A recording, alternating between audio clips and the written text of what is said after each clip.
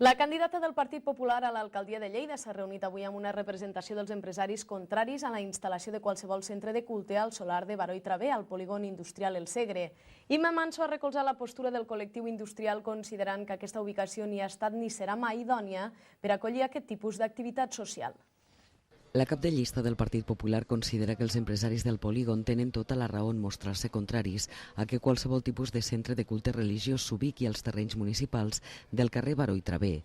Tot i que la paeria ha invalidat l'acord amb la comunitat musulmana del carrer del Nord per la instal·lació d'una mesquita, el fet que l'Ajuntament pretengui seguir destinant-lo a acollir un temple de qualsevol confessió religiosa els continua semblant un gran error. L'activitat industrial que s'hi desenvolupa, la mobilitat, la distància i la perillositat són alguns dels arguments que comparteixen amb els empresaris.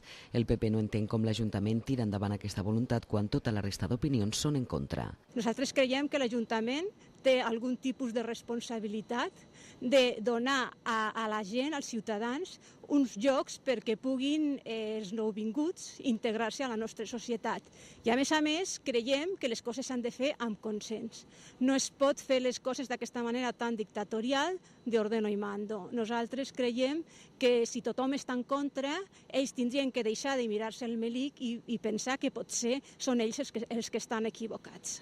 Els empresaris han demanat al Partit Popular que inclogui al seu programa electoral l'elaboració d'un planejament urbanístic que eviti haver de compatibilitzar l'activitat religiosa amb la industrial.